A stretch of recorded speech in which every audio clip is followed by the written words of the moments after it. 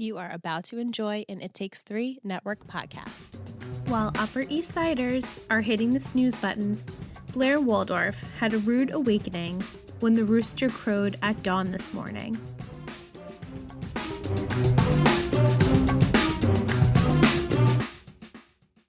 Hey everyone, welcome back to another remote episode of Three Gossip Girls, a Gossip Girl podcast. I am Liz. And I'm Michelle. And tonight we had an awesome Netflix party. We watched season 2, episode 17, Carrnal Knowledge. And that's Carrnal with 2 R's for Rachel Carr, if you didn't know, Michelle. I did not know that. Yeah. That's pretty great. Because there is the original title, Carrnal Knowledge, which of course this episode is based off of, but that's only 1 R. And now they use 2 for Rachel. They snuck that in there, so. Very smart. Yes. The original air date was February 2nd of 2009, written by Alexandra McNally and Len K. Rosenfeld, and directed by Elizabeth Allen. The summary for this episode: in retaliation for not playing by the unspoken rules of Constance Billiard, Blair hatches a plan to bring down her teacher, Rachel Carr. After Chuck wakes up in a hotel and only has minor recollection of what happened the previous evening, Nate and Vanessa try to help him fill in the missing pieces. Meanwhile, Dan and Rachel consummate their relationship after everything changes. Oh my goodness. Ew, consummate. I hate that word, consummate. I know. Ew. It sounds so like Bible and like just ancient and like like just very by the book and not romantic in any sense. But anyway. And not sexy. No, not sexy. No. So tonight, as I said, we had our Netflix party. It was so much fun to talk to everyone. Each week, this is like the best thing we ever did for this podcast because we get to talk to all of our patrons and we watch the episodes together. It's such an awesome experience. And I had a glass full of gossip in mind. I know not everyone was drinking what I was drinking, but I paired this episode with a sidecar with 2 R's because, Rachel Carr. Yeah, and she's kind of the side piece. Oh, thank you, Michelle. And she is the side piece.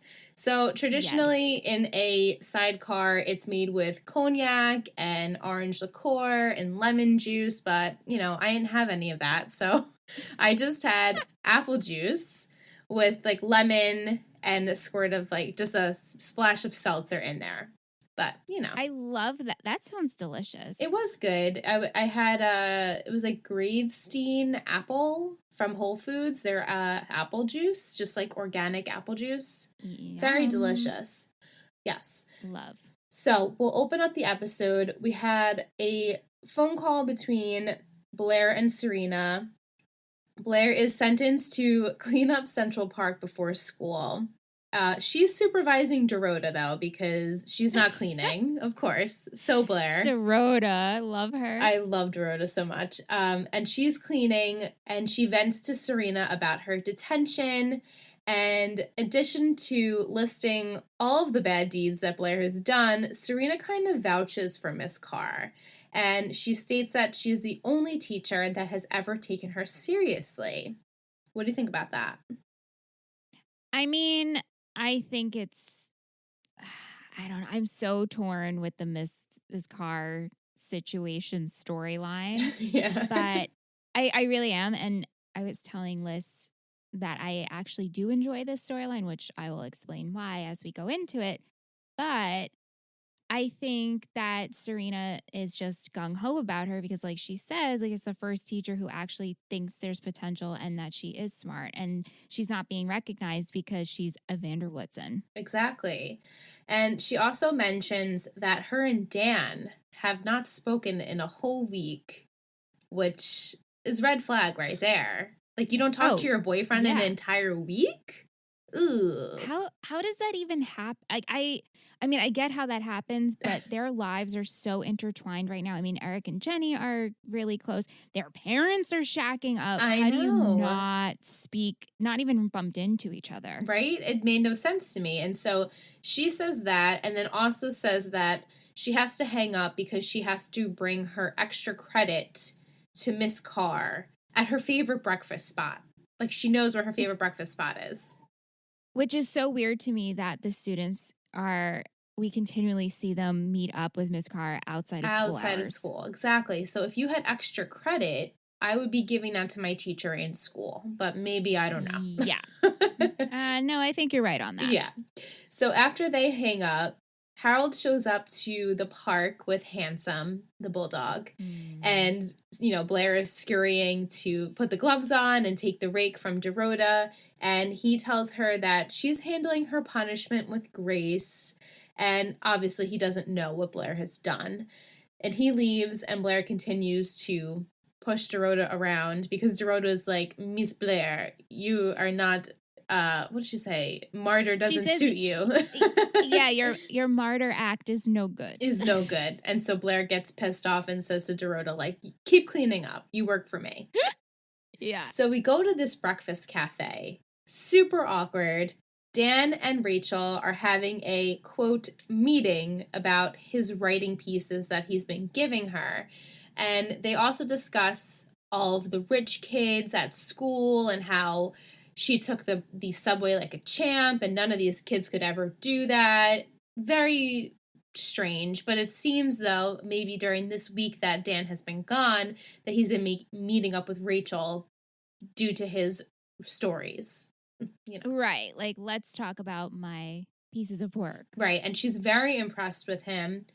Serena then comes to the cafe and finds them, again, so awkward. Rachel is complimenting Dan's work, and Serena's like, yeah, I know how he is. Like, obviously, we're in a relationship. And then Dan goes to leave, and they, like, awkwardly tap each other. It's like they, like, punched each other weirdly. I don't even know how to describe it. It's like a little, like, yeah, it was like, tap. Oh, see you later. Playful smack, but it was awkward instead. And then Serena was like, yeah. And it was fucking weird. It was so awkward. I cringed. And once he's gone, Rachel then is like praising Dan and saying how wonderful of a piece he did with his writing, and Dan compared this to that. And so I guess Serena felt a little slighted, and she asks for more time on her essay, which Rachel does grant her. She goes there to give her the essay, but then she feels very uncomfortable with how well Dan wrote, so she decides that she's going to work on it a little bit longer. Yeah, she's feeling insecure. Right. Elsewhere, we have this very bizarro world, interesting plot going on with Chuck. He wakes up super confused. Apparently, he's in a hotel room. It's not very apparent to the audience where he is. And he goes into the bathroom, notices this tattoo on his wrist, which is not really washing off with water. And he flashes to, like, women and masks and him hooking up with this particular woman, but it's all really hazy. And so he then calls Nathaniel to see if they've spoken. I love it. I literally die for him calling him Nathaniel. And he calls him to see if they spoke the night prior. When Nate says no, Chuck says he thinks he might have had the best night of his life and that they should meet at this address, in which he has this card that has his name, a phone number, an address, and he tells Nate to meet him there. And Nate says, well, I'm hanging out with Vanessa. And he says, okay, you guys both meet me there. And to notice on the invitation, it does say that it's January 29th of 2009.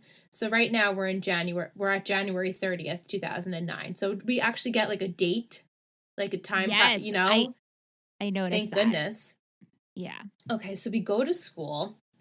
Blair bumps into Rachel, and they're discussing her completing her detention, which I'm like, this is fucking bullshit, because who completes detention that severely in 1 week? That's it? It's only a week's detention? I don't know. I felt like that was not, like, that was just like a slap on the wrist, but... No, I agree with you. I felt that obviously Blair's complaining because she's never gotten this before, so it's a big deal. But what she had to do, and it was done that soon, I'm like, really? Mm-hmm. This is not that bad. Yeah, and then Rachel is hoping that it was educational for her, LOL, because Blair's like, yeah, I talked to the pigeons and we became really close. Afterwards, she then goes up to her minions. She's trying to recruit them to take Rachel down with her. And the girls are not interested. They don't want attention themselves. And even Penelope, the bitch herself, says that Blair's plan is madness and they can't go through with it. And I was actually shocked that even Penelope, the most evil one, was not going to be on Blair's side in this situation. Well, they're smart about it at this point anyway, because they're like, well, no, we don't actually want to do community service. Right. Like, we're not peasants. We learned from your mistake, and now we're going to be better than that. And so Blair makes this super cheesy, but they did this in a comical way Michelle was like, oh my God, they're not putting music, like sappy music to this speech. I'm like, oh yeah, they are. And so they make it super awkward for the audience because you're like, oh my God, Blair's like saying this whole big speech. But then, of course, they don't bite and they immediately hear Headmistress Queller make an announcement, which they're confused about. And she states that their cell phones have to be confiscated and not allowed to be used during the school day. And they must hand over all of their phones. And like, to me, I'm like, okay, big whoop. For us, we didn't really even have cell phones in school. But when my sister was in high school, they weren't allowed to use their phones ever. Like, that was just a thing because it's such a distraction. And going to a rich kid's school like this, I mean, there's scandal after scandal every second. So, smart idea. When Shanna was in school, they didn't confiscate them, right? They just said if you were caught using, you'd, be penalized. I'm not really sure. I mean, I remember my senior year, me getting like my first, maybe it was the end of my junior year, and I got my first flip phone ever. And I had it out during lunch to make a phone call. And one of the teachers who I ended up having during my senior year comes over and he puts my phone in Spanish. So I couldn't get it back to It's funny, English. Actually. And so Val ended up having the same phone as me. And so we kind of like finagled me figuring out how to get back to English. It was hysterical. But like, I remember getting slapped on the wrist, but I think with my sister, they think they would take the phone. I'm not really sure. I'd have to ask her. The thing is, though, this logistically, and please, any listener, tell me if you guys went through this. The idea of taking every person's phone and then the end of the day having to collect the phone, there's no system here. They look like they're just going into individual bags. This could be like a pain in the ass at the end of the day. It could. And also, right, like, you have no way of knowing whose phone is who, especially at this time. There's not much you could do to customize the outside of your phone. So lots of confusion can happen here. And so after after Headmistress Queller makes her big speech, the girls are determined to figure out who's a part of this. And so Blair sees Rachel confiscating phones, and so that gets the girls to become on her side because they want to get back at Miss Carr for, taking their only means of communication, apparently. Right. The girls then go to hang out in the women's bathroom, and they're chatting about how awful it is not to have their cell phones, and there's a knock at the bathroom door, and Dorota is there incognito, which I was cracking up. So funny. I love this outfit. This was, oh my God. So good. In her dark sunglasses. And so she gives all of the minions and Blair back their phones. And the minions are like, thank you, God. And Blair's like, no, thank you, Blair. Blair. Yeah. So she then orders them to dig up some dirt on Miss Carr. She knows that she can't be, the goody two-shoes that she seems to be on the outside, and so they want to kick her out of Constance. After the girls' research, they come up short, in which Blair then orders them to just make something up at this point because she needs to get her out. She's that upset. And so she's pretty much like a Midwestern Mother Teresa. Yes. Is all they could find. Oh my God, so funny. And so she heads out of the bathroom and sees the most awkward run-in between Dan and Rachel. Dan turns around, knocks all of Rachel's books out of her hand, they are talking way too long about how awkward it was that they bumped into each other. And then Dan starts rambling and saying how he really likes her outfit, but then it wasn't as good as the outfit yesterday. And it's just so incredibly awkward. And they keep going on and talking in circles about nothing, literally about nothing. Like the fact that he was like, "Oh, I like your sweater." Yeah, like just very inappropriate. You just don't say that. I mean, if it's I'm trying to put myself in their shoes. Like I had a huge crush on a teacher in high school. And I'm trying to think if I would have been like that ballsy enough to be like, "Oh, wait, I really like your sweater today." I don't think I ever would have said that. The difference is, okay, and I don't want to speak for you, but I'm going to speak for my sister. Oh, please do. Did you guys have the same crush on the same teacher? No, she had an intense crush on the teacher you're going to be talking about. I had a very puppy dog love crush on my math teacher for a few years. So hot. So incredibly hot. Okay. But the difference is that Sam didn't meet up with this teacher outside of school and build up this rapport and constantly talk about her work. She just had this every time she was in class. She's like, "Oh my God, he's so hot." Yeah. Her face was red the entire period. But, it's so true. Like, it's complimenting a sweater in the middle of the hall is one thing, but to be seeing this person outside of school and then saying that, it's just really awkward. And I think it's just the way he said it too. Yeah. Like, oh, not that yesterday's outfit was bad. It's just right. Like he feels the need to keep complimenting her. Yeah. Right. And this awkward conversation gives Blair the ammo she needs, in which she sends this info to her, I think she said technology friendly bestie or something like that. And so she sends off this information to Gossip Girl. Later on, the guys at school are like patting Dan on the back. And let me clarify this. Last night in our chat on our Netflix hangout, I said that high school boys are gross. And our buddy Mike was not about it. He defended the boys, and like, yes, rightfully so. I just meant that in this scene, the boys pat Dan on the back for sleeping with his teacher. It's like, of course they were high school boys. They would do something like that. They would be like proud of their classmate for like hitting it with an older woman, and like I understand. I just thought that was my initial reaction, to just be like, ew, they're gross.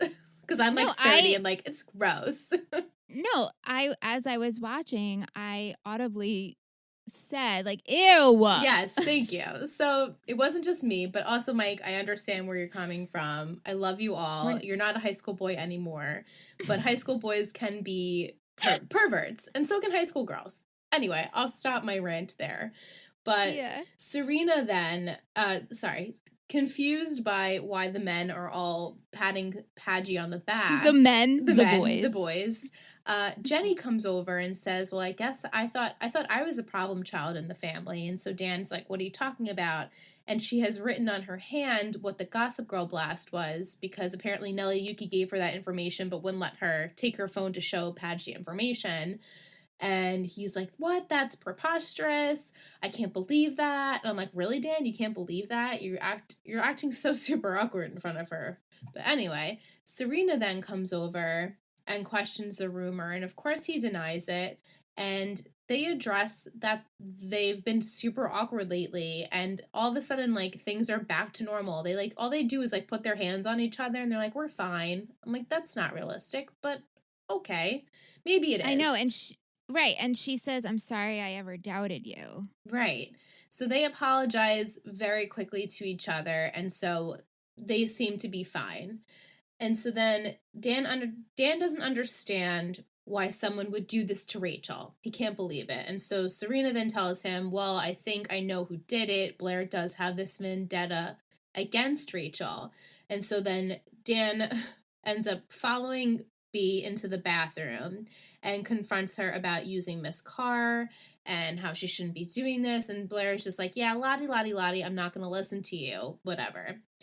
And so she pushes Dan and says, like, just the way she was saying it was like she was making him believe that she still thinks that this rumor is true. And so this Right. actually overwhelms him, and later on he goes to talk to Rachel about it. But before that, Serena sees Miss Carr at a food truck, and she's apologizing to her for not handing in her extra credits sooner, and she tells her the reason was because she was intimidated by Dan's writing. And Rachel ends up saying, well, he has been praised his entire life. You are different. And Serena's like, yeah, well, for my birthday, I got like an Amex and a Blackberry, and like he just got praised for being a good writer because that's how he grew up. And so Rachel's like, don't worry about it. You're fine. Like everyone is different. And so Serena then tells Rachel about the rumor because everyone's been staring at Rachel for the entire day, and Rachel's like, what do I have, spinach in my teeth? Like, I don't understand why everyone keeps looking at me. And so Serena tells her about the rumor and tells her by accident about Gossip Girl. And so Rachel's like, wait, what's Gossip Girl? And so it explains to her what this website's about. Right. And the way she said it, what's Gossip Girl? I'm like, this bitch is Gossip Girl. This is it.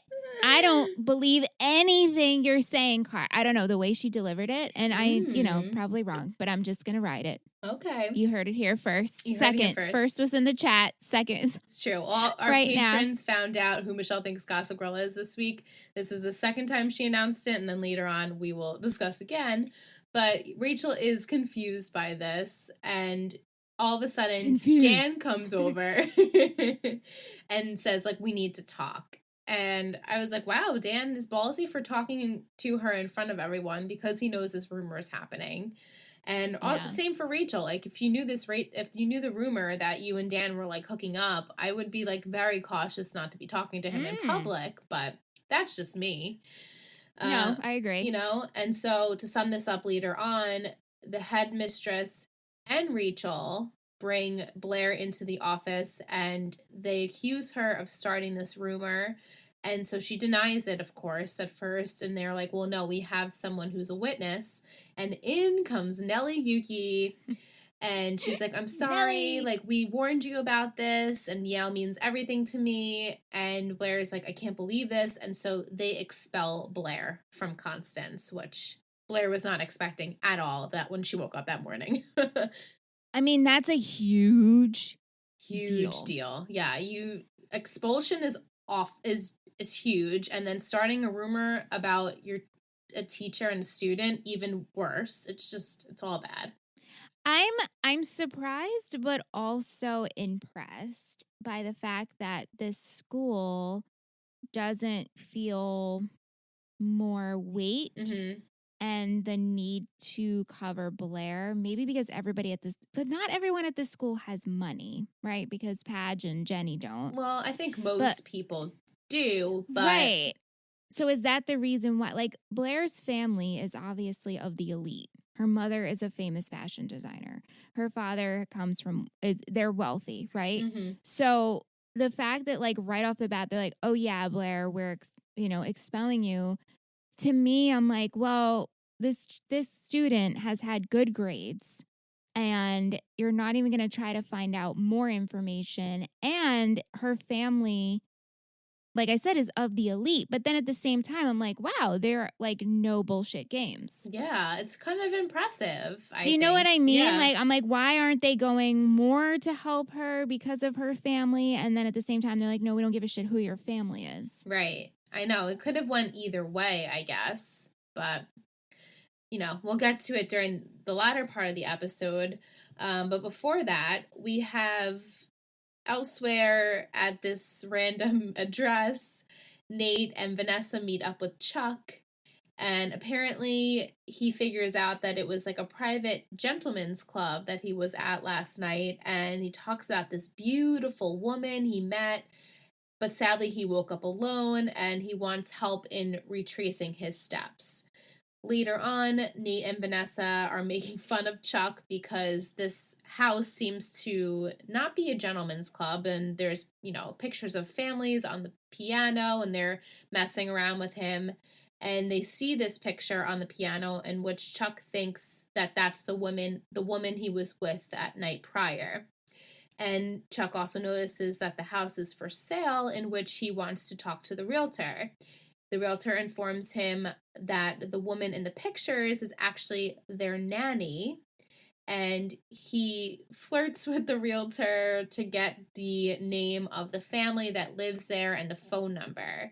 And so, of course, he succeeds because it's Chuck, and calls the owner, which happens to be the father of, these children, and he tells Chuck that the nanny's name is Elle, and she's with the children, she's not available, and so Chuck wants to leave a message for her saying that he had a wonderful time in Manhattan last night, and the father is like super confused because they live in Bedford, and they're like, she wasn't in Manhattan last night, it's impossible. So he leaves his phone number for her to return his phone call. All of this is crazy.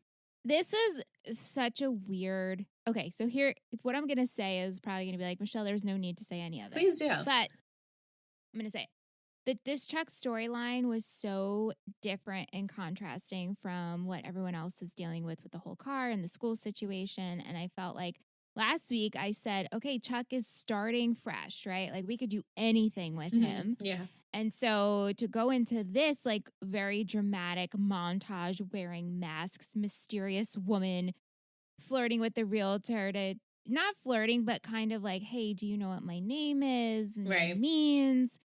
He finagles and works it.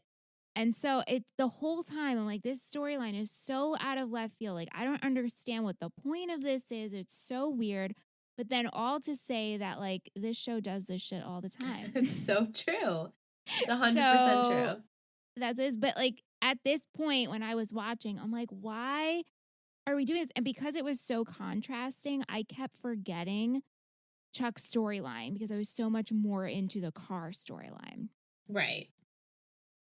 It's typical Gossip Girl. I mean, they have to have this huge dramatic part, and then this like, it's still pretty, the whole car situation is still pretty dramatic, but no, it is. Yeah. It really is. It just seemed like it fit more. Right. And I know we're going to find out more what's happening with Chuck and this, whatever's happening, right? But the way it was presented to us, I'm like, wait, what? Right. What's happening here? I know, it's a little strange.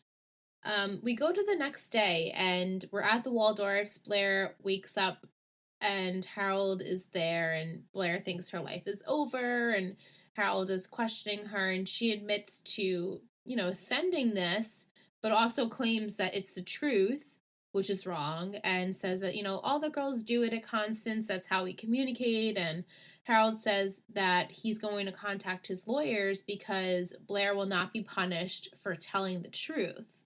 But Blair knows that she didn't tell the truth. She's like, oh, okay, thanks, Daddy. Like, what's she gonna do?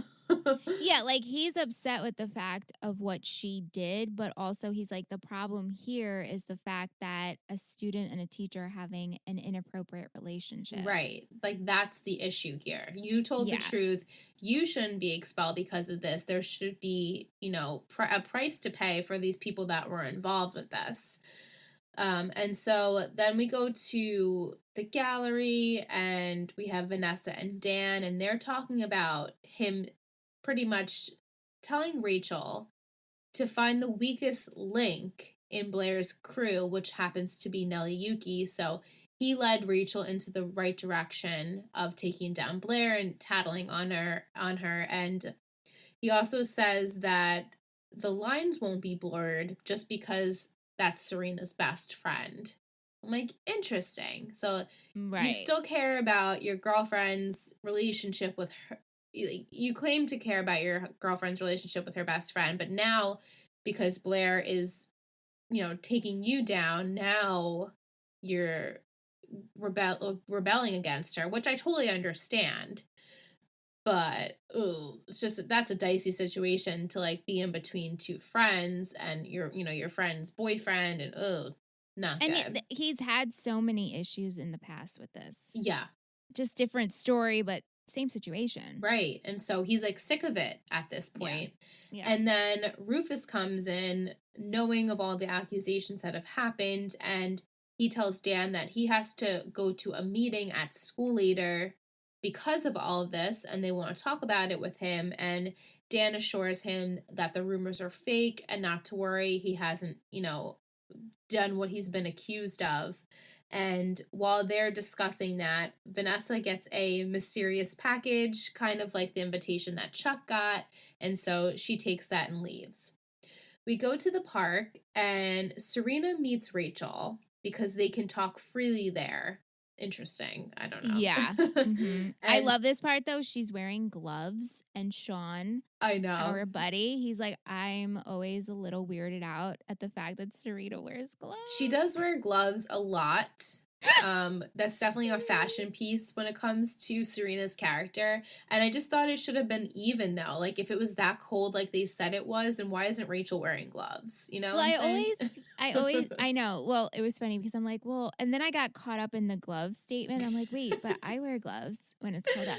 But I feel like they do this all the time in shows, and the thing that comes to mind is when it would be snowing in Stars Hollow, and freaking Lorelai has her jacket open and a thin scarf wrapped around once, and I'm like, this is freezing cold, Stars Hollow, and this is how you're dressed, right? So I feel like there's always not contradicting, but there's always just such differences in fashion. But it's like, in real world, we'd all be bundled with gloves and from scarves head to and toe. hats. Exactly.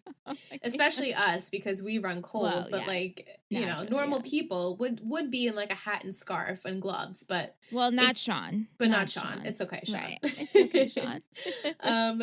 While they're speaking, Serena pleads to Rachel to kind of help out Blair in this situation, and Rachel is of course appalled and saying that she's like the sole purpose of why this rumor has started, and she's not going to stand for it. But then what gets me is that she says, I hope we can still be friends. I'm like, no.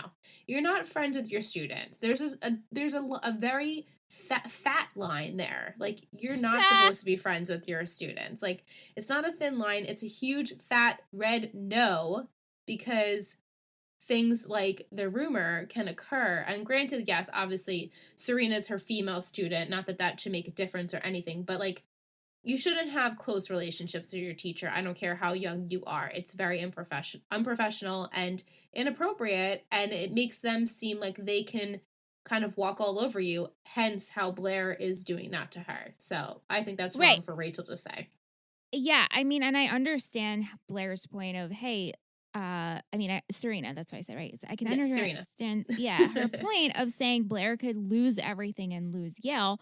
But Rachel has a good point too, because she's like, yeah, but I could lose everything I've worked towards for my teaching career. Right. So it's like, it's a lose-lose for everyone. Like, if Rachel goes down, Blair goes down too. Like, it's both are losing out here. And so then Serena does call Blair to kind of tell her the bad news on how Rachel is not going to be on their side. And Blair's so dramatic, saying to Dorota, get rid of handsome, and hopefully he can be with a homeless man who has kind eyes, and she doesn't deserve him. And Serena sees that Rachel left her planner on the bench that they were sitting at, and so she finds the address for the place that she's going before the meeting later on that afternoon. We go to the meeting, and Lily goes with Rufus, which was awesome to see them together again. Yes, agreed. And they see Harold, and Harold saying how he's there to advocate for his daughter, and Rufus like introduces himself and is like, well, I'm here to advocate for my son, because there is no way that, this slander is going to ruin my son's reputation. And then Harold is like, well, yeah, this slander is going to ruin my daughter's reputation, and they kind of have this little tiff. And while that's happening, we do have, to sum up the kind of Chuck storyline, Nate calls Chuck to see what he's up to, and he tells him that he's going to see his chiropractor. Why do you have to lie? I don't know. And at that moment, Elle does arrive holding a candlestick, and she claims, right? It's just so dramatic. They have to meet there in the dark. And she tells Chuck, this whole thing sounds super sketch to me. She's like, she told Chuck that he was actually never supposed to be invited to that party. It was supposed to be an invitation for Bart. And she took on some other girl's list, whatever that means, and not realizing she sent the invitation to Bart's address. And when Chuck showed up there and realized that it wasn't Bart, she ended up drugging him to keep him safe, so she says. And Chuck is like, I don't understand. I need answers. And apparently Bart was a part of this quote unquote club. And she's saying that, people from Wall Street and all these high class rich people are a part of this club. And so now Chuck is curious as to what this is about and what his father's been up to all these years. And Elle says that she has to leave and they can't contact each other again. And later on, Chuck does investigate this. But during all of this madness, to add to it, Dan and Rachel end up meeting for dinner at this very intimate restaurant. It's why? Dark. Why are we meeting? I know. It really baffles my freaking mind. And she says that she appreciates his help, and he calls her fantastic, and he's keeps praising her, and she's so overwhelmed and starts crying and says that she's so insulted that this rumor would ever come about. How dare them think that she would ever be involved with her high school student Dan. And so Dan is kind of slighted by this, and he's like, oh well, never. Yeah. Typical. Seriously. It's right? how Padge would react. Totally. He's just so fucking sensitive to everything. Exactly. And, she said she'd never do something like this. And he's like, oh, never? And so then she says to him, if he were older and not a student of their brother's school, then she would. So I'm sorry. What? The other part of not that I agree with the fact you should tell a student, maybe if you were 5 years older, the fact that she said, oh, maybe if you were part of another school. I was you stupid bitch. Why would you ever say something like that? No. Yeah. And so them meeting up, of course, Dan goes in to comfort her. Serena shows up to the restaurant outside with Rachel's planner, and she sees Dan comforting Rachel in a very intimate, hair touch moment. And before Serena can even, see what's happening, she decides to take her phone out, get a picture of this caress, and then runs away. And then Dan was going to go in for a hug, and then that's when Rachel cuts it off. She's like, no, that's inappropriate. The hug is inappropriate, but him touching her hair and everything is fine. Right. But typical scene of, oh, let me assume, and then you don't actually have the conversation. Yes, totally. Yeah, typical. And so Rachel gets upset by his motion, and she leaves to go to the meeting. Quickly, Vanessa arrives at Nate's. He sent her the message, so luckily she's not in any danger. And they have a romantic night alone because his mom is out of town. She's in Newport. Probably Rhode Island. Probably Rhode Island, yeah. So that evening, Serena visits Blair and tells her that the rumor is true, and Blair says that they need proof, and of course Serena has taken a picture, and so Blair is like, this is what we need. I have to go to that meeting. And then she yells for Dorota to go get back Handsome because she thinks she's getting the dog back. Right. And so we're at the meeting, and Harold is arguing his point and saying, oh, it's a freedom of speech. And then Lily claims if they shut down the site, then 100 more would go back up in its place. And Lily also points out that this is Blair's future. She kind of had the same reasoning as Serena, and does this mean that she should be expelled and lose Yale because of this? And Rufus is like, well, this is my son though too. Should he lose out on his opportunities, this will follow him for the rest of his life. And so then Blair busts in, which Queller is obviously upset about, and she tells Queller to open up her email. And so she opens it up on the projector, and everyone sees the picture of Dan and Rachel, and they're all shocked, of course. Right. Right after that, Serena then, which actually I forgot to even mention, when Serena showed Blair the picture, she does say, I should probably talk to Dan first. She does say that.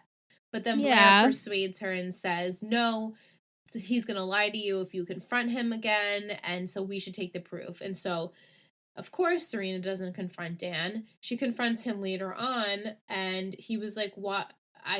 This is a lie. And Serena says, wait, what? And he's like, no, we didn't kiss. And she's like, oh my God, of course. And I was the one who took the picture. So awkward. And so then everyone comes What a out, mess. and Blair is talking about how it was a lie. And as she's talking about it, of course, Harold comes over and he hears this, and he says that he's just wants to take a walk home and she can go in the limo because he's just so disappointed. And then also Rufus is so upset by it, and he doesn't even let Dan explain what has happened. Rachel comes out. She says that she was fired, and Dan asks why Serena did all this, and she claims that a part of her wanted to believe the lie, even though it wasn't true. Yeah, because she wants this shit to end. Yeah. And she Yeah. says even though, they've gotten over so many obstacles, they feel like they just are continually trying to get over them. Like they shouldn't have to do that in a relationship. And so, as Serena said, like, I wish that the rumor was true because that was like her out of the relationship. And so they decide that it's over. And of course, they have to hug it out for the last time. Right. And then we go to the next day where Rufus is making coffee, and he says to Dan that Lily told him what happened with him and Serena. Are you okay? And so then Dan says, yeah, I'm okay with what happened with Serena, but I'm not okay with the way that things ended with Rachel, and he blames himself for everything. And then says that Rufus makes an amazing point saying, like, it's one thing to be someone's student, but then to continually see them outside of school and in intimate settings, like, that's not okay. And I'm like, thank you, Rufus. Thank you. It's not okay. Yeah, like meeting students in off hours is wrong. Just plain simple. I think also it's wrong in a high school setting because college is a little different. Yeah, that's true. I mean, I used to meet up with my one professor. We'd get lunch, or I used to cat sit for him, and it was totally appropriate. I promise you, it was not anything. But it's just different. You're of age. I don't know, more mature. Yeah, yeah. And so as Rufus is, speaking his piece, Dan questions him and says, "Oh, so you did vote for Rachel to be fired?" And Rufus I don't even think he says yes, but Dan just understands that he probably was one to vouch to get her fired. And so Dan states that she shouldn't be punished. It should be him. And he storms out. We have a scene at Rachel's where Serena then goes to see her and apologize. And she told Rachel that she's the one who took the photo. And she's so sorry. And so Rachel does accept her apology, but they're never going to have the same relationship ever again after this. Gives her extra credit work back and says, the way she wrote it, of course, is ironic. And she thought it was really great, but that she should leave. And so she does. We have at the Waldorfs, Blair is preparing to send off Handsome because Harold is going to take him with him to Paris. Where do they live? Paris, right? I think it's or Italy? Tuscany? I never remember where they live. Where's that house that they built? Yeah. Anyway. But maybe it's Paris because she says that Ramon got him a Chanel beret. That's so true. Maybe it's Paris. But Harold is just worried about his daughter, and he's so disappointed in her because he did see a different side that what he's used to seeing from his daughter. And so she's like, yeah, but I was right. And he says, you weren't right. You were just lucky. And so she says she doesn't, she did it for Yale, and she did it to be in the legacy of her father. And he doesn't like the way that she has growing up into, or the person that she's growing up to be. And so he decides that he's going to take the dog and leave, and that Blair shouldn't accompany them to the airport or anything. He's just too upset and he needs to take some time. They both do. So we go to the Vanderwoodsons. Chuck is there, as I said before. He opens up the safe to see what's been going on with Bart in his life, and he finds those invitations for a bunch of past years. And Chuck then gets a call from Alan, Elle's boss, I guess we should say, and they said that Elle is missing. So Chuck is then, of course, worried. Lastly, we have 2 scenes to wrap up. At Rachel's house, Dan arrives to apologize for the hug and saying, he can't believe that this has happened. And as he's talking, she goes in and kisses him, and he's like, "What are you doing?" And she says, "I ain't your teacher no more." Oh my God. Yeah, they close the door, and, things go on after that. Go on. Right after that, though, as this is happening, Queller heads to, I guess, the Vanderwoodsons with Rufus there, and she says that they don't have sufficient evidence to back up their claim of Rachel, having an affair with the student. And even Dan says that they're innocent and Rachel could sue them for wrongful termination, and Constance doesn't want this publicity stunt on them. And so they have to, by law, let Rachel return back to Constance for at least for the remainder of the semester. And so Lily and Rufus are hearing this, and of course, as they're saying that, they're like taking off their clothes at Rachel's apartment, and they're getting down to the nitty-gritty. And we have the last scene of Serena leaving a message for Dan, in which I felt like this was so just not necessary. She's like apologizing for everything that happened with Rachel, and she hopes that they can be okay and forget everything that happened. So I'm like, okay, do you want to be back with him? Like, the way she's saying it is not making it seem like she wants to end things. It's just like, can we just forget that whole Rachel thing happened? But he, of course, doesn't answer this voicemail with a phone call, and because he's having sex with Rachel. And that's how the episode closes. So this episode is so crazy in the sense that Blair, in the beginning, like, it was so under the radar in terms of Carr and Padge being inappropriate. If nobody said anything, nothing would have happened. I don't think anything would have happened. You don't think, like, eventually he would have cheated? I don't. I think there would have been maybe some, like, maybe more flirting, but I don't think anything would have happened. And I think that the fact that it just, like Harold said, Blair got lucky. Right. Like, there was nothing here. This, like, blew up. You lucked out. And because the catalyst was her, as she thought, getting fired, and Padge going over there because he did feel something because she was fired. So now it's like, oh, okay. Subconsciously, we know that this isn't happening on school terms. It's not right, but no one's going to be penalized at this point. Right. And so that's why she made the first move. Yeah. But, I mean, she doesn't know yet that she does have her job back. Right. So this should be fun for them. It should be fun. I'm excited for it. Like I said, I'm excited for this storyline. I like this storyline. Do you want to tell everyone why you like it? I like this storyline because it's naughty and it shouldn't happen. And I'm not pro underage hooking up and teachers hooking up with students. That's not what I'm saying. But as far as Padge doing something bad, I'm here for it. Yeah. And I'm just so over Serena and Padge. Sorry for our Sag lovers, but because they're never really good. It's like, oh, we have to talk and we're still trying to mend from our last breakup, and like things are great for 2 days and we hook up, but we haven't really talked, and then we can't talk, and I'm like, I'm done. Done. Yeah. They don't excite me. Padge and Carr, it's bad. He never really does anything bad. I'm here for it. It's true. All right. Well, on that, let's take a break and we'll come back with our segments and my new fun segment, I hope. Yes.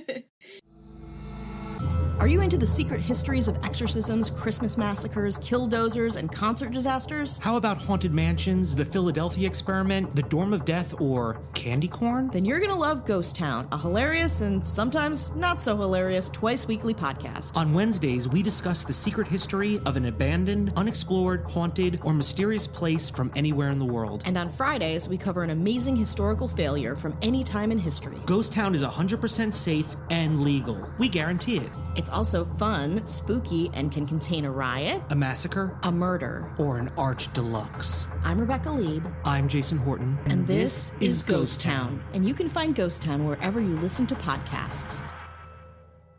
So we'll pick up with trivia. So as I said before break, this episode is based off of the movie Carrnal Knowledge, in which I believe it was Sean in our Netflix party said that when you have carnal knowledge for someone, that means that you've slept with them.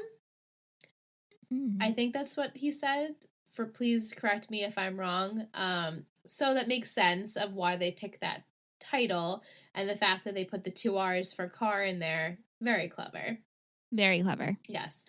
The episode takes place on January 30th to February 1st of 2009. So I thought that was funny that they added that for trivia because, no one ever knows what time frame we're in. Right. So we're in February of 2009. So from future reference, hopefully that will help us out a little bit. Yeah. The house that Chuck, Nate, and Vanessa went to was for sale and listed for about $39 million. Wow. Whoa. Yeah, that's pretty crazy. Wow. Right?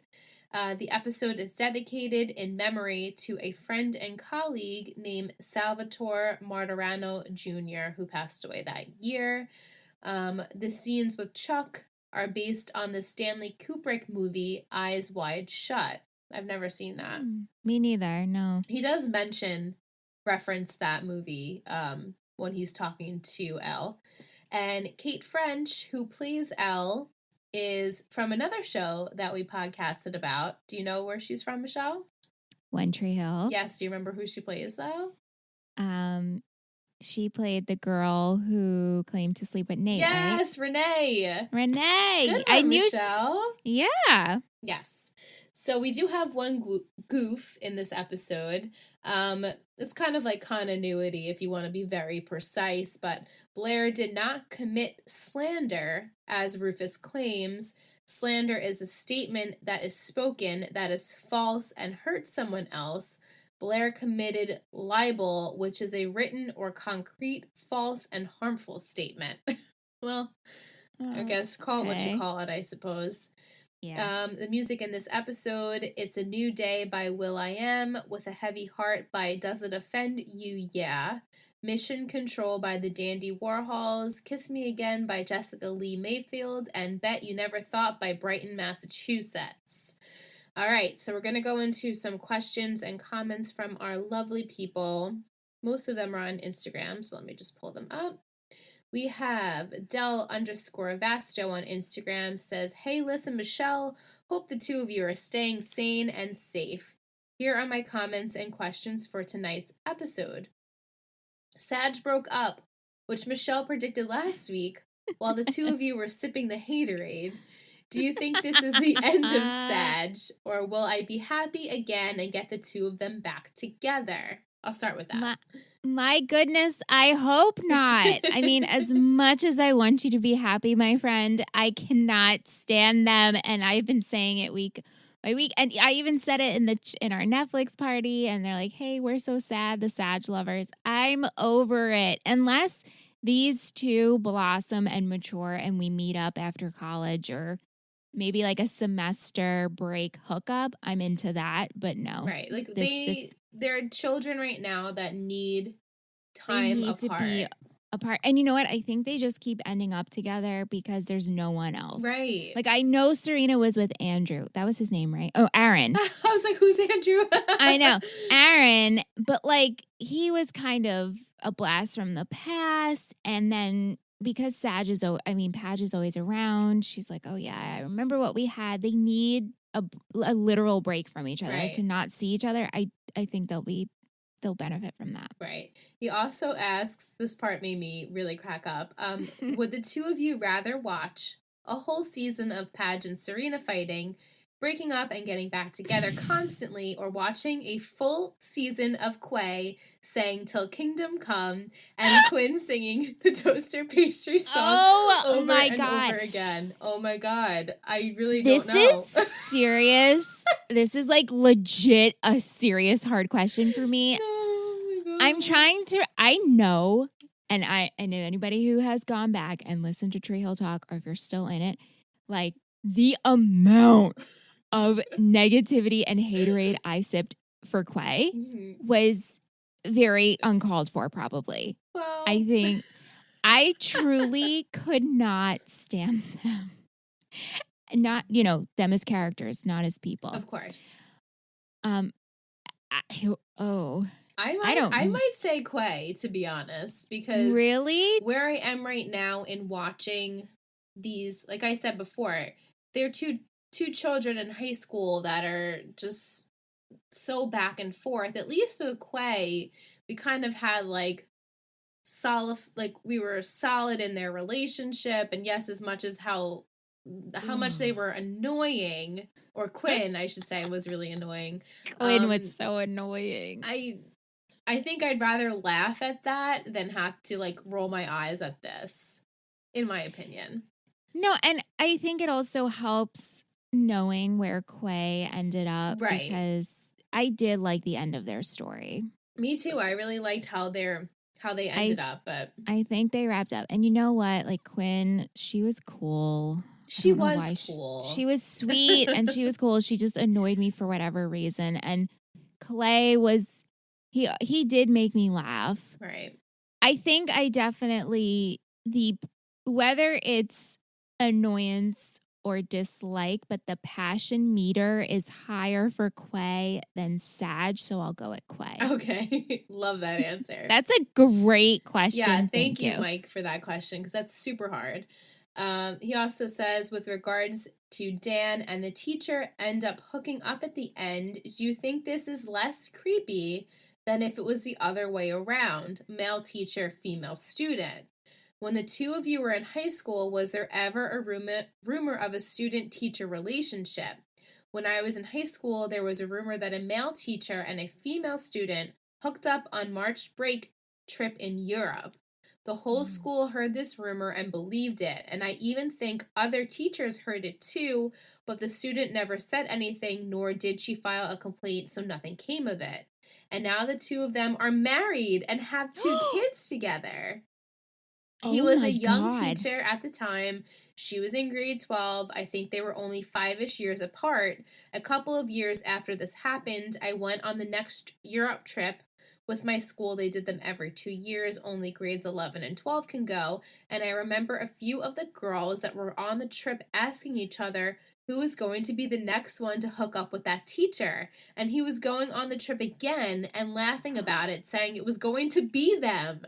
Ew. Stop it. And Liz says high school boys are gross. No, that is absolutely uncalled for and disgusting. Oh my God. Well, then he goes into his headband counter and everything, but I want to still talk about this before we wrap up his questions. First off, Holy that shit. is like pure Gossip Girl shit right here. I feel like that Right. was just a Gossip Girl blast that I received, because right now my mouth is agape and I'm like, wait, what? I mean, okay, so when we were in high school, there was one teacher, I won't say his name, I'll tell you after. I think I know who you're talking about, but yes, continue. I had him for math, and he loved all the athletic girls and the popular kids. And then it turned out later on, I think a couple of years after I graduated, he ended up hooking up with one of the students and he got kicked out. Yes. Do you know who I'm talking about? Yes, I do. And we will confirm when we get off. But yeah, I mean, I remember the same exact rumor, and people talked about it all the time. It wasn't something that like kind of just was like swept under the rug and like no one cared about. Like that was huge. Yeah. And I'm sure teachers did know and talked about it quite a bit. So I hated him. I'm not going to say I hated him, because I truly don't really hate anybody, but I did not care for his personality. Right. Okay, so to go back to the first part of if roles were reversed, if it was a male hitting on a female, this is such a tricky. Right. I think both are inappropriate, and maybe I'll just stick with that. Yeah, I totally agree. Both are inappropriate. I Both feel are the inappropriate. same way about, like, I'll give an example. Pretty Little Liars. I know you've never seen it, but the entire time, the student, well, what had happened is during the summer, this girl hooks up with this guy during summer break. She comes back day one of school, and he's her teacher.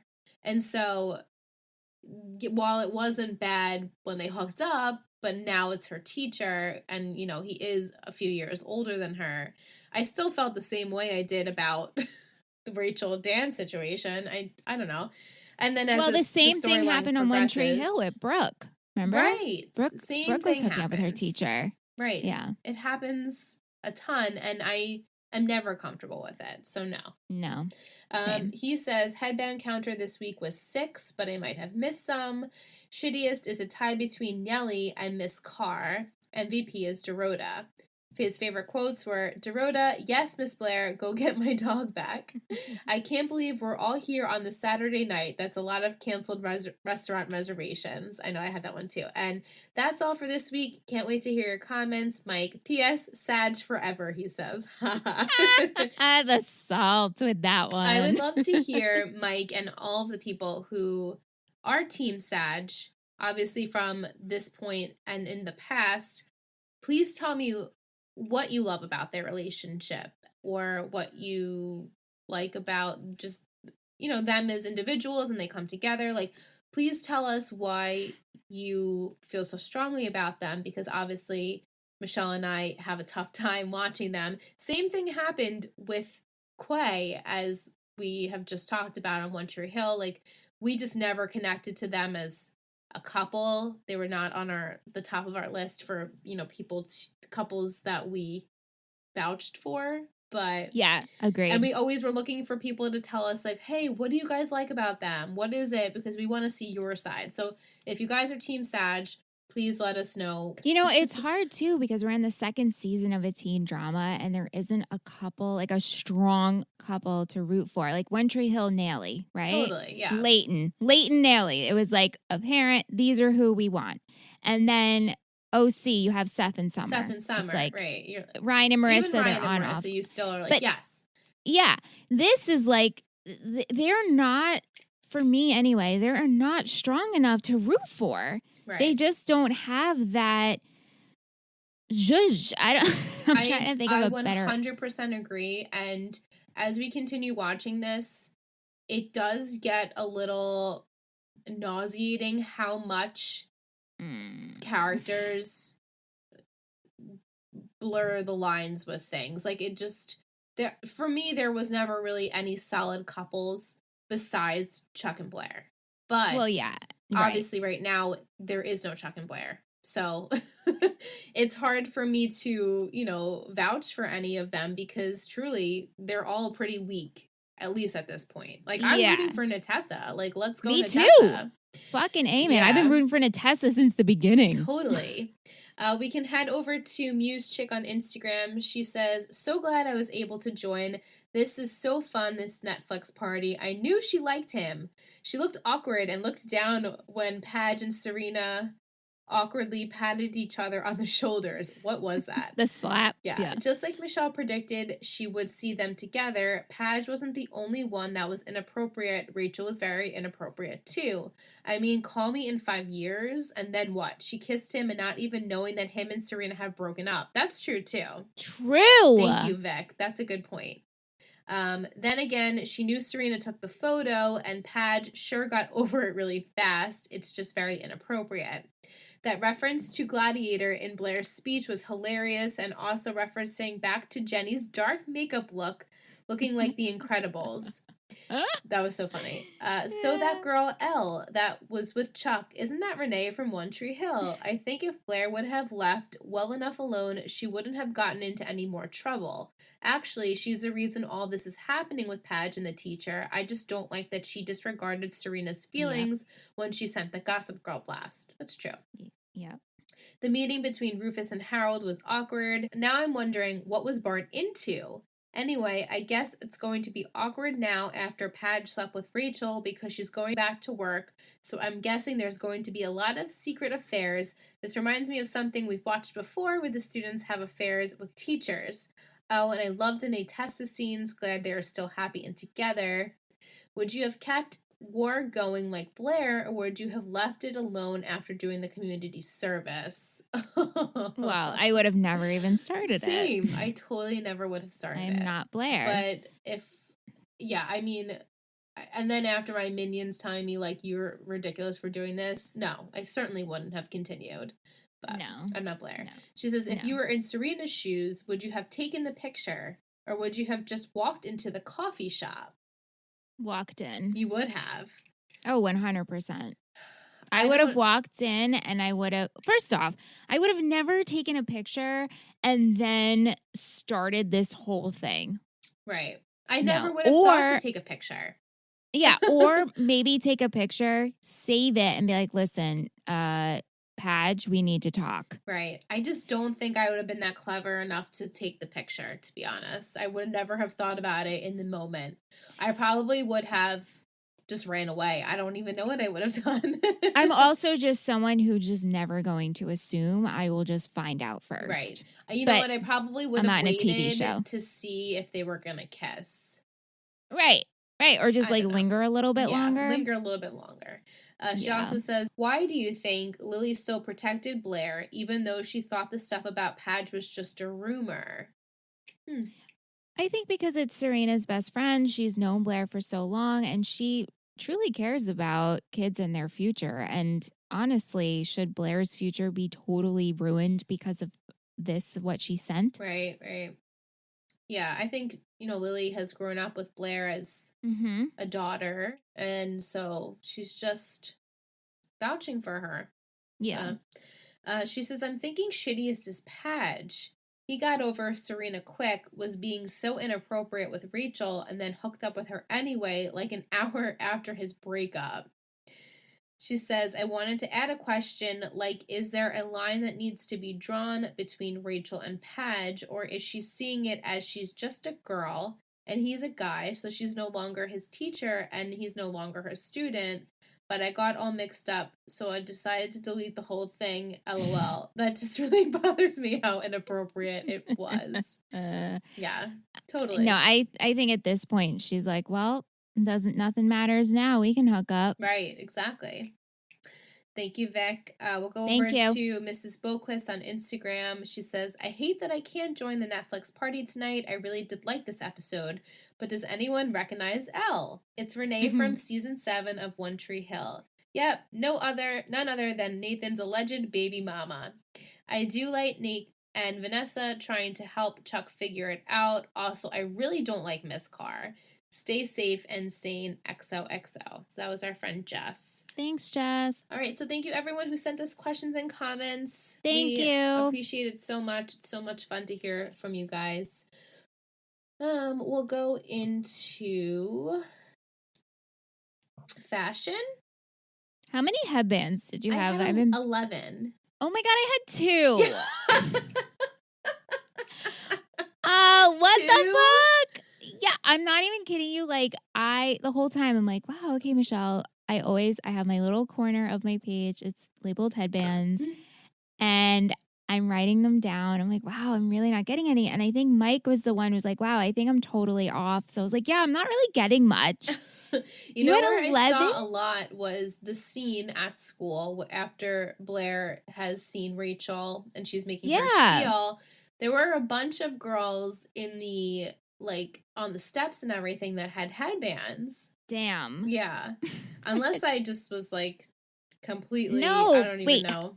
Because you and Mike had more than 2. Well, Mike had, I think he said 6. Okay, and you had I 11. had 11, but Yeah, you and I know. had 2. So clearly something happened. You guys let us know how many you got in this episode. Yeah. I loved Dorota in sunglasses. Every time she wears them, I just crack up. I love Blair's red jacket. Yes, me too. I love that red jacket. I liked Chuck's navy blue blazer. It was like velvet. Yep, I liked that as well. What about Blair's shirt with the bow? And Oh, then very tucked into the pretty. skirt in the bathroom. I loved that. I actually like Serena's jacket too, her black button jacket. Is the pea coat The peacoat, with like yeah. the cape on it? Yeah. I like that a lot too. I loved Blair's like little Louis like satchel bag that had all the cell Yep. phones in it. Yep. I think that's all I have actually. I liked Serena's striped sweater that she puts on in like the beginning. Yep. And I had the last scene with Blair. It was like, at first I thought it was pom-poms on the edge of her sweater, but now I think it was like just beads. It was like a long like cardigan. Yes. I really liked that. I also liked Handsome sweater in the Oh park. my god, Handsome is so cute. He's such a good-looking bulldog. He is. All right, we'll go into quotes. Yes, I have Nathaniel. Did we speak? I made friends with a family of squirrels and had lots of times to think. Serena is sympathetic to the enemy. I say you do, Blair. And Blair also, this is Constance. Is it a scandal? Is a scandal still a scandal if you can't text about it? Nelly Yuki, get a grip. I love, no, thank you, Blair. Anything you can do, I can do better. So true. Savage. Or when she says, I wish everyone could see me through your eyes, when she's talking to her dad. Yeah. Miss Blair, your murder act, no good. Go get my dog back. This is my darkest hour, Blair. Oh my god, she's so dramatic. Ramon got you a Chanel beret. Oh my god. I love. Cute. And just like Michael, I can't believe we're all here on a Saturday night. That's a lot of canceled dinner reservations. So true. Is that all you got? I don't have the exact quote, but Vic did say about the raccoon makeup. Yes. That was definitely funny, Padge. Yeah, he said, I think, what did she say to him in the beginning that made him say that? I forgot. Like, he's almost along the lines of, like, he's now the troublemaker, the black sheep. Yeah. All right, let's go into MVP and shittiest. Yes. My MVP I thought was a little hard, but going with my gut. I do have my MVP. Okay, ready? Yep. 3, 2, 1. Rufus. Harold. Ooh, we have dads. We got the dads tonight. Why'd you pick Harold?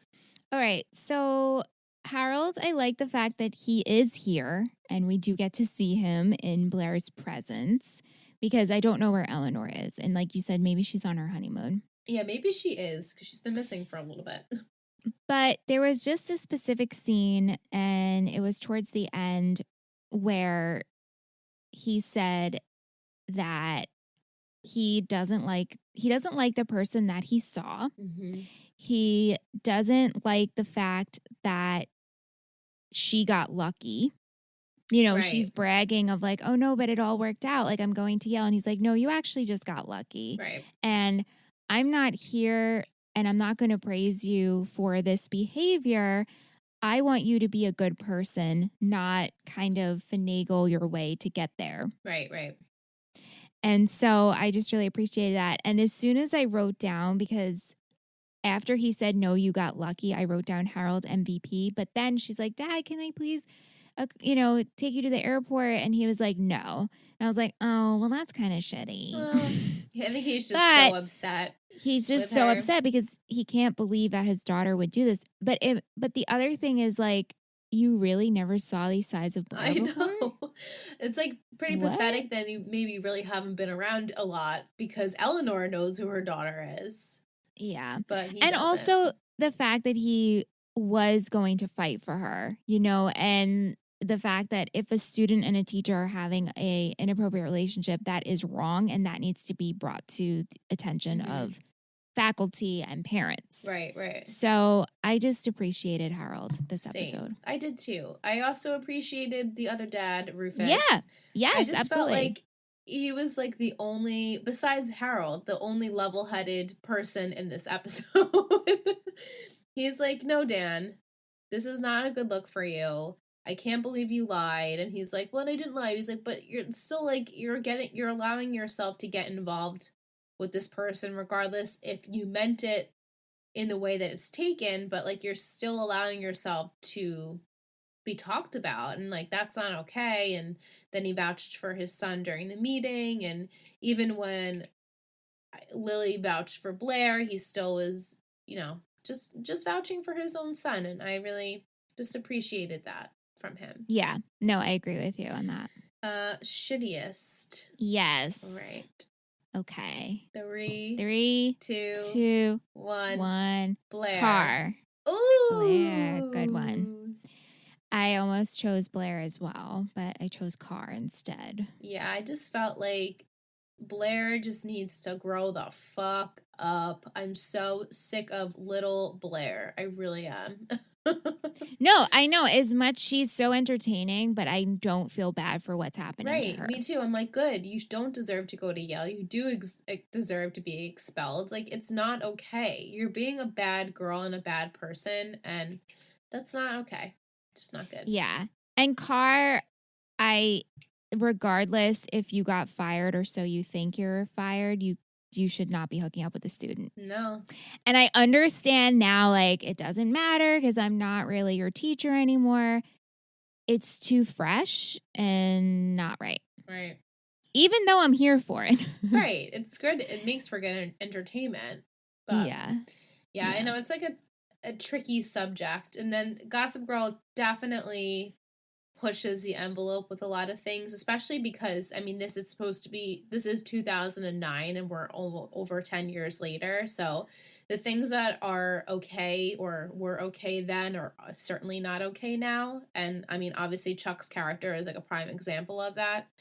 Right. But yeah, so like this is just, it's even more so a touchy subject now than it was then. So I get why they do it, because it makes for good entertainment, but either way you look at it, it's not good.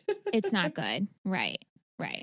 All right, so we'll go into Patron of the Week. Yay, Patron of the Week. It's Patron of the Week. It's Patron of the Week. It's Patron of the Week. Who will it be? It's Patron of the Week. Yay, so this week we have a new patron, but also an old patron. Her name is Michelle. She was with us for a couple of years. She started pledging with us back in 2018, which is amazing. And she was with the network, and now she's back, and she said she canceled her Audible subscription for us, which is amazing. Oh, girl. And we're super appreciative to have you back with the network. We hope that you are enjoying the new content, and we hope that you stick around. So thank you so much for being with us again. Thanks, girl. Okay, Michelle, so I wanted to put in my new segment here. Yes! I'm so excited. I was inspired by you because each week for Let's Talk OC, you give us a haiku. Yeah. And I wasn't going to take that away from you because you're haiku queen, and also I feel like it's not... I don't own the haiku. No, but it's not necessary for this podcast to have a haiku, but we can have 3 gossip words. 3 gossip words. Oh my God. Are you excited? I'm so excited. Yeah, so okay. The title for next week is The Age of Dissonance. Okay. And the 3 words that I'm going to give you are play, return. Wait, return? Yes. Mm-hmm. And misunderstanding. Oh. So I will repeat. For The Age of Dissonance, the 3 gossip words are play, return, and misunderstanding. Oh. So Okay. you do what you want with those 3 words. You can also marinate for next week, maybe on the top of the episode if you understand where I'm coming from with these words, and we can talk about it then. But with those words and everything, tell me what you think is going to happen next week. Okay. So I think Carr is going to return to Constance. Okay. And I think that her and Padge are going to have to play pretend. Ooh. And I think there's just going to be a giant misunderstanding between Padge and Serena, Blair and Carr, Blair and the school, and also Chuck and the secret society, aka the Illuminati. The Illuminati. I know, that's what they allude to. You're like, wait, are they going Illuminati here? Yeah, I'm like, yeah, I think that, well, we have to find out what's happening with Chuck. Like, don't set this weird out of nowhere storyline up and then we're not going to find out. So obviously I think we're unraveling here. And plus Elle disappeared. Right. And she made a point to say, like, she shows up with a candle of saying, like, I can't be, you don't understand the people I'm dealing with. If they found out it was you, they would harm you. Like, these are this type of people. So I'm like, holy shit, what are we dealing with here? So we have to find that out. Okay. And then I think Carr is definitely returning because, one, the girl needs a job. Also, I don't remember who said it in the chat, but as soon as they said it, I also was thinking the same thing. Like, she had a really nice apartment. She did have a nice apartment. I think it might have been Sean. Sean, does she have money, or are we just like pretending that money doesn't matter in New York City, which clearly it does?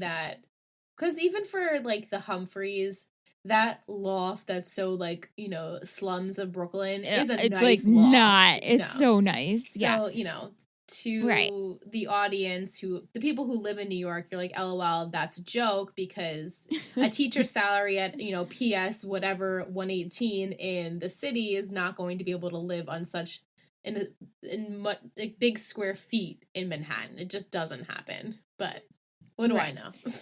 Right. What do we know? We don't know anything. So yeah, but I think she's going to return. I think it's going to open up maybe with like her and Padge just finished the deed, and then she's going to get a text or an email like, oh, you're actually still able to come back to school. Okay. And then they'll be laying in bed and be like, oh shit. And then perhaps they'll be like, we can never do this again. Or she's like, well, I won't tell if you won't tell. Mm-hmm. And then they'll continue this. Okay.